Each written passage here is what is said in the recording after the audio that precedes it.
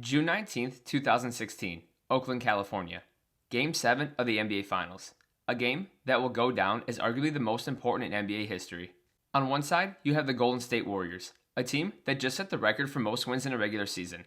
A 73-9 record led by the league's first ever unanimous MVP in Stephen Curry. Along with teammate sharpshooter Klay Thompson, this duo redefined the limits of what three-point shooting can do. In one season, the way the game was being played completely changed forever. The impact and dominance the Warriors imposed was unlike anything basketball had ever seen before. With a win, they would have a compelling argument to be crowned as the greatest team ever. Then on the other side, you've got the Cleveland Cavaliers. After trailing 3-1 in the series, they clawed their way back to force a Game 7. LeBron James was in his second season back in Cleveland, looking to deliver on his promise to bring them home a championship. Then you also have Kyrie Irving and Kevin Love, the two other players in the Cavs' Big Three that missed the previous year's finals due to injury. Cleveland was seeking to avenge their loss from a year ago. If they were to win, they'd not only claim the franchise's first ever championship, but become the only team to ever come back from a 3-1 deficit in the finals. The importance of this matchup couldn't be understated. Not only were the implications huge from a team standpoint, but the legacies for the players competing in it as well. A game for the ages that featured LeBron James, Kyrie Irving, Stephen Curry, and Klay Thompson. Who would step up, and which one of these stars would shine the brightest? But what if I told you that the best player on the court was none of those names I just mentioned? What if I told you that the best player on the court this night was none other than Draymond Green? That's right. It would be number 23 on the Warriors, not the Cavs, that would be the most dangerous on the hardwood. Sounds ridiculous, right? Well, it does until you watch the film and see the numbers he put up. Draymond compiled a stat line of 32 points, 15 rebounds, and 9 assists, just one dime short of a triple-double. He was single-handedly responsible for 54 of the Warriors' 89 points on the night. His 32 points scored led all players in the court and were the 10th most ever for a player in Game 7 of the NBA Finals. Not to mention, he also shot 11 of 15 from the field, including 6 of 8 from 3.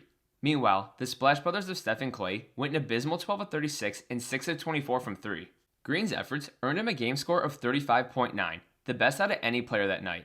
In fact, this is the highest game score ever recorded by a player for a Game 7 in the NBA Finals. Despite Draymond putting together arguably the best game of his life, Golden State would lose the game by 4. The Cavs completed the 3-1 comeback and captured arguably the most impressive championship in NBA history. But it's crazy to think what would have happened had the Warriors won this game. Green would have been awarded Finals MVP in the most pivotal finals the league has ever seen. Think about that for a second. The 73-9 Warriors would be immortalized in NBA lore, with Draymond Green being at the forefront of their championship. Green would become just the 4th player in NBA history to have won both the Finals MVP and Defensive Player of the Year, joining the likes of Michael Jordan, Hakeem Olajuwon, and Giannis Antetokounmpo, some incredibly elite company to say the least. Curry would still be looked at with question marks as he would still be missing a Finals MVP, but that would still fare far better than blowing the 3-1 lead. He would officially replace LeBron James as the face of the league and would have capped off one of the greatest single seasons by a player ever. On the flip side, LeBron James' legacy would have taken a massive hit. His finals record would have dropped to 2-5 and most likely would be removed from any sort of GOAT contention. Skeptics and critics would quickly point out that he was outplayed by Draymond in the most important game of his career. They'd also mention that the Cavs were only able to push it to 7 due to Draymond being suspended for Game 5.